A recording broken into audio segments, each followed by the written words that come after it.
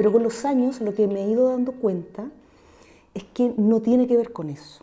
Tiene que ver con la idea de abrir corazones, abrir mentes, despertar sensibilidades. Entonces, la idea no es, o sea, si aparecen fotógrafos, personas que después en el futuro quieren dedicarse al oficio, fabuloso, muy bien, pero el objetivo principal es vincular a personas de territorios aislados de los centros urbanos y de poder, particularmente donde está el dinero, y están los recursos, y están todas las posibilidades, pues ir a los lugares donde eso no está y ofrecer esta experiencia, porque tiene que ver con una experiencia de observar esta magia de la formación de una imagen al interior de un espacio donde ves la realidad uno a uno, en directo, en colores, en movimiento e invertida. Es un paisaje muy inhóspito, además. Yo creo que es como un lienzo que aún le queda mucho por dibujar. Estamos en pleno desierto, de hecho, nuestra región, la ciudad, digamos, más cercana está como a 400 kilómetros, que sería Serena. Luego viene un par de pueblos, ciudades pequeñitas, y luego aparece Copiapó, digamos, en medio del desierto. Luego tenemos una costa y desde ahí hacia el norte es solo desierto. Entonces, de hecho, a mí me llamaba mucho la atención cuando yo llegué a vivir a Copiapó hace 17 años más o menos, que me llamaba mucho la atención estar como en un oasis, porque finalmente es eso.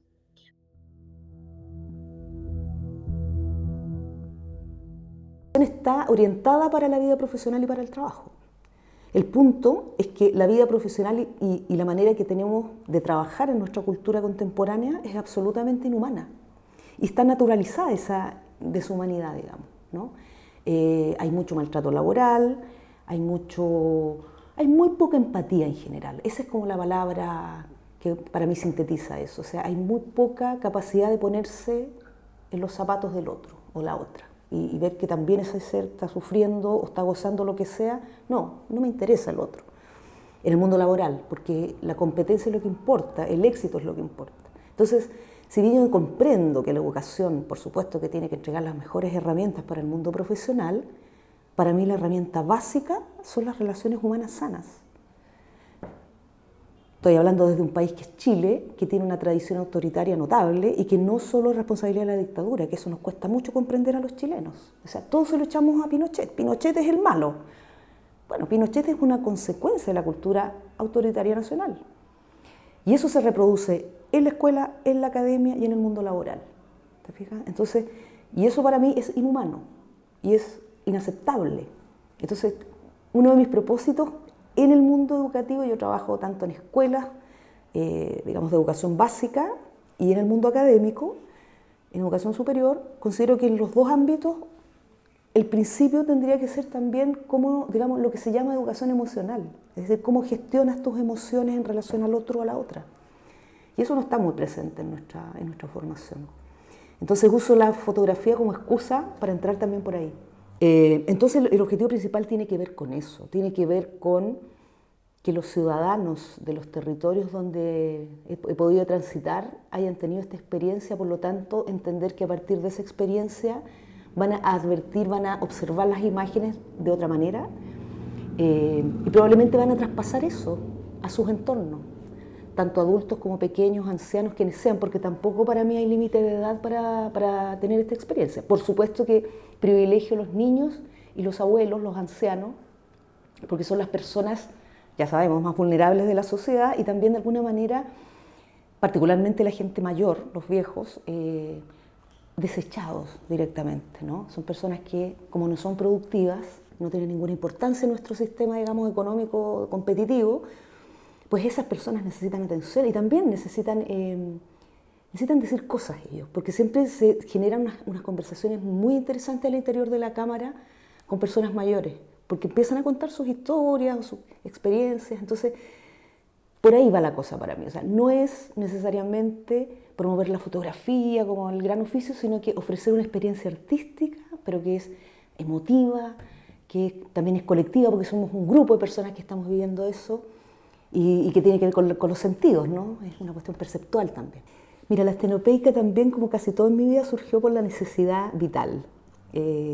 Estaba terminando mi carrera de artes plásticas, tengo que hacer mi proyecto de título y no tengo cámara, porque yo atravesé toda mi carrera sin cámara fotográfica porque no tenía dinero, tenía becas, etcétera, y la universidad me prestaba cámara y después cuando yo fui ayudante tuve acceso a los equipos, entonces, pero cuando quise hacer la tesis, la opción era usar la cámara de la universidad, pero después dije, a ver, pero lo estenopeico igual, que ya había incursionado, pero muy, muy levemente.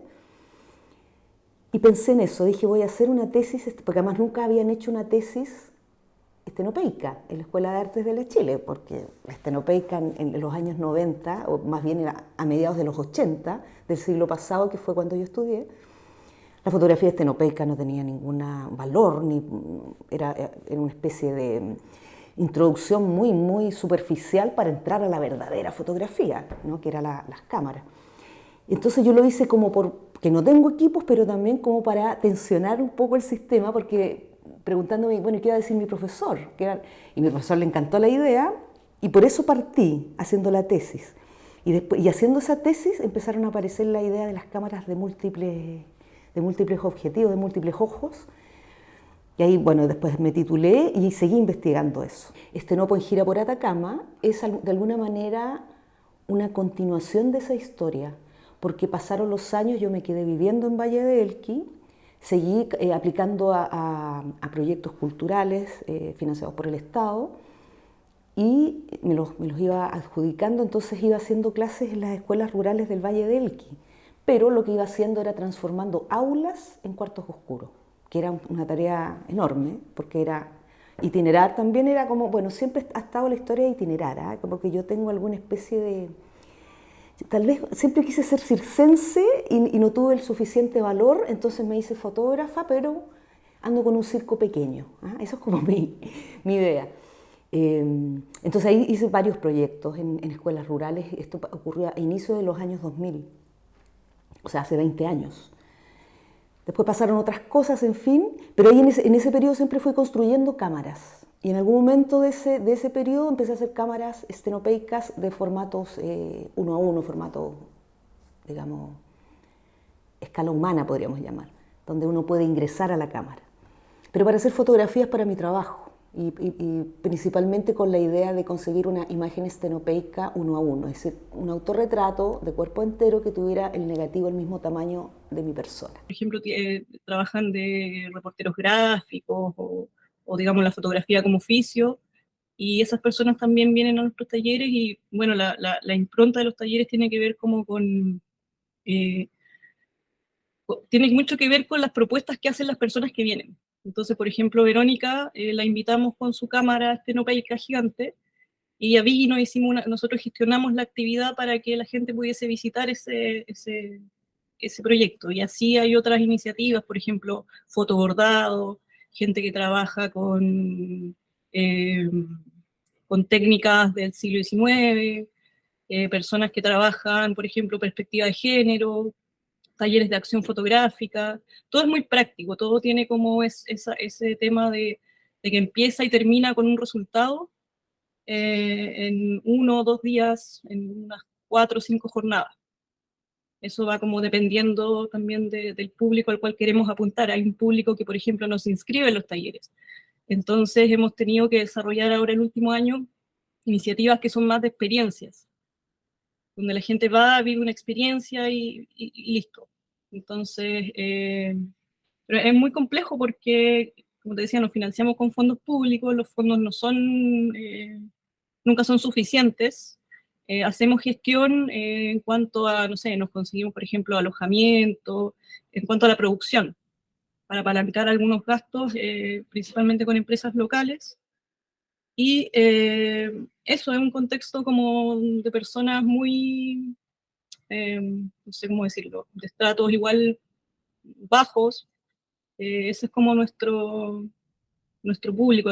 Cuando hemos hecho cosas en escuela, procuramos que sean escuelas públicas, donde los niños y niñas no tienen acceso a este tipo de experiencias. Mira, Cuando nosotros partimos con el EFA, partimos con una idea bastante como más autoral, pensando como en la fotografía más artística, más desde, digamos, desde allí. Entonces, con el tiempo, empezamos a ver que mucha gente tenía interés, mucha gente, como decía la Pía, como nuestro festival está abierto a la comunidad, a la gente, al curioso, y también a personas que ya tienen proyectos en foto.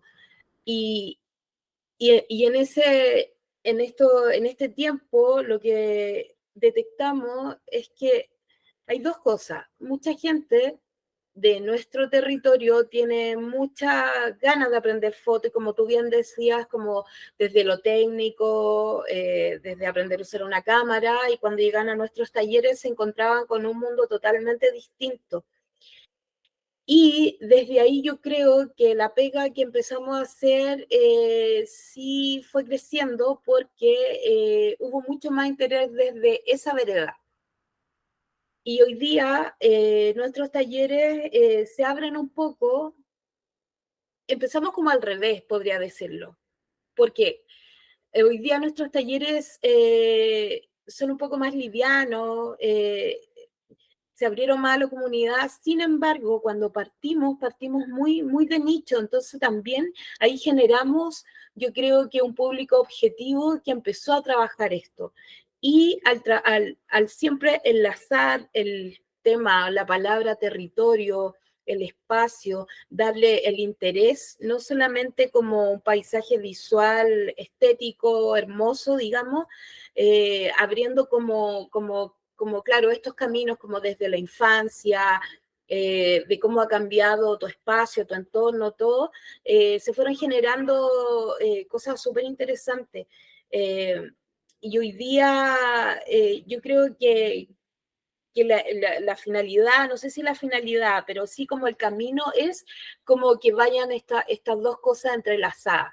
Un poco de técnica, pero muy básica, y seguir también como con esta parte más profunda, porque desde allí podemos generar contenido, que es lo que a nosotras siempre nos ha importado. También hacemos mucho énfasis en el lenguaje visual, como en transmitir que la fotografía es un lenguaje, una construcción, y que con esa construcción podemos de alguna manera abordar temáticas de forma colectiva. También eso es algo súper importante que tratamos como de dar ese sello de lo colectivo en las instancias de taller. Bueno, Gabriela Mistral tiene unas frases geniales respecto de eso. Ella dice, como es la escuela, será el Estado. Como sea la escuela, será el Estado. No sé si la estoy citando de manera literal, pero ella está diciendo eso. O sea, como son nuestras instituciones escolares, es un reflejo de cómo es el Estado. Y claro, las instituciones escolares están repletas de fallas. O sea, si el Estado no es democrático, obviamente la escuela no es democrática. Pero si la escuela es democrática, probablemente vamos a llegar a una democracia de mejor calidad. Porque si bien hablamos de democracia, está repleta de problemas, digamos, problemas graves, particularmente de corrupción o de falta de honestidad, no sé cómo llamarlo a eso, pero yo creo que todas esas cuestiones uno las puede cultivar en la escuela. Comprendo también la importancia de la familia, en términos de que no le vamos a dar la responsabilidad, toda la responsabilidad a la escuela de la formación de los seres humanos. Por supuesto que surge desde la familia. Es una especie de, ¿cómo le podríamos llamar?, de circuito, ¿cierto? Porque también es muy común que los niños, particularmente en un mundo rural, ¿cierto?, que tienen acceso a educación, llevan esos contenidos a sus casas y en sus casas se producen transformaciones también. Entonces, por eso los niños. O sea, como te decía al principio, no me interesa tanto el asunto del artista futuro o el fotógrafo futuro, sino que me interesa esa persona que está en desarrollo y que está absorbiendo un mundo que puede ser bello y que esa belleza, digamos, tiene que ver con el goce y con el gusto de estar vivo, con el bien vivir, ¿no? Como suelen decir los pueblos originarios, tiene que ver con eso. O sea, si uno lo mira desde el punto de vista geográfico real, es un oasis, el cual ha sido absolutamente dañado, intervenido de mala manera, digamos, por la industria, no solamente por la minería, sino que también por la agricultura que también se desarrolla acá, que es la que ha secado el valle también.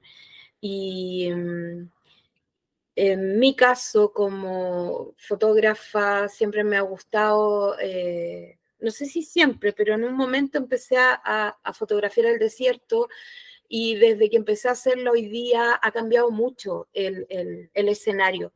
Antes era muy prístino, era mucho más natural, mucho más como, no sé, desnudo, digamos, y hoy día se ha llenado de elementos que no tienen nada que ver con él y que de alguna manera van a irlo cambiando. Entonces, también ahí son cosas estéticas que han ido cambiando radicalmente en muy poco tiempo. Bueno, en realidad con respecto a la historia minera de Copiapó, es fundamentalmente la identidad del lugar. Ya, eso gira, Ah, la identidad del territorio gira en torno a la minería. Desde el siglo XIX, que empezó a explotarse así en forma más industrial, en principio con yacimientos de plata, que fue como lo más relevante para el país, porque fue una época en que salvó prácticamente a Chile de la economía. Ya más o menos es como, incluso Copiapó tenía como pretensiones de ser el centro, la capital, como que se lo subieron humo a la cabeza por eso. Es interesante la historia de Copiapó en ese aspecto. Entonces, la minería artesanal, claro, acá todavía se mantiene en relación a esta minería industrial, digamos, transnacional, que es la que más perjudica al territorio, en el fondo, porque la explotación es mucho más invasiva y mucho más visible, ¿no es cierto?, con los relaves que tenemos acá nosotros. Ahora se está también implementando todo lo que son los paneles solares en el desierto, entonces eso también ha causado una intervención que antes no estaba. no estaba, entonces el desierto aparece como ya como parcelado, esa cosa como y eso es como de alguna manera fome de ver porque, claro, se pierde esa parte fundamental de la memoria del desierto, porque el desierto finalmente también tiene como memoria, entonces como que se le va como ocultando, ya, toda esa historia.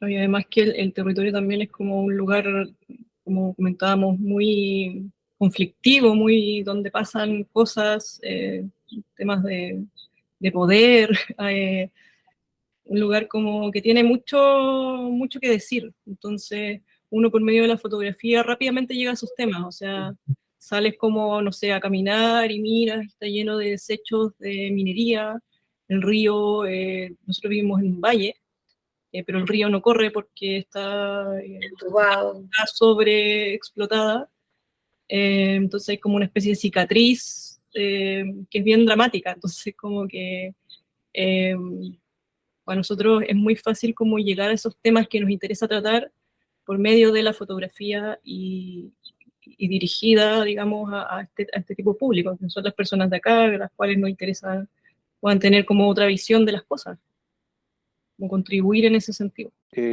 Parte de la migración primero interna, por los yacimientos mineros, las riquezas que se descubrieron en el siglo XIX, empezó a emigrar mucha gente del sur a esta zona.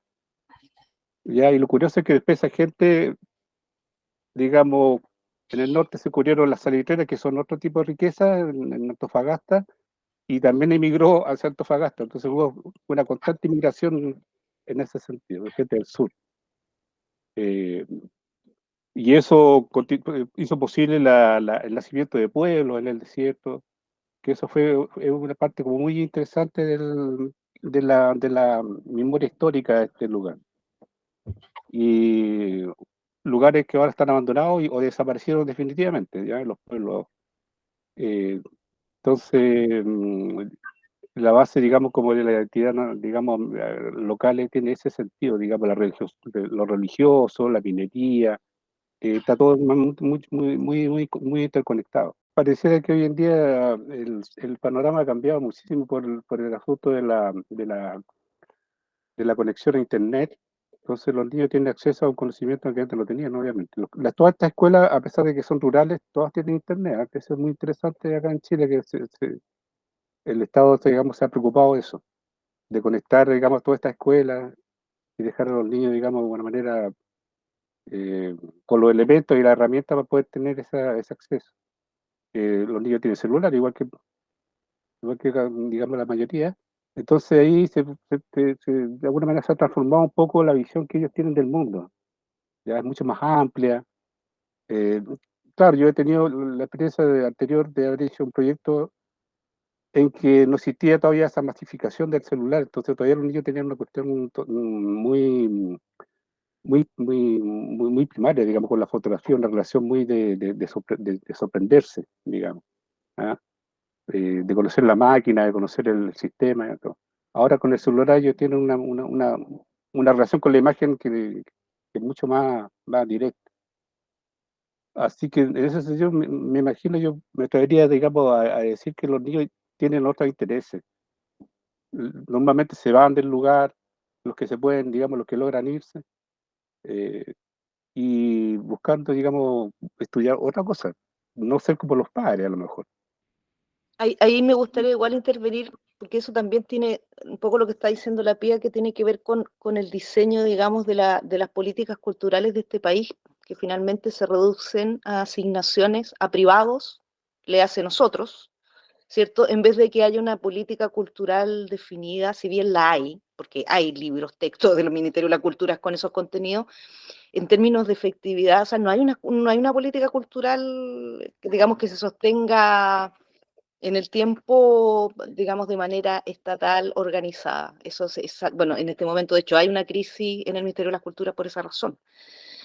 Entonces, claro, de alguna manera, esas tareas que debieran ser estatales están, de alguna manera, los artistas nos estamos haciendo cargo, los gestores culturales nos estamos haciendo cargo de esas tareas.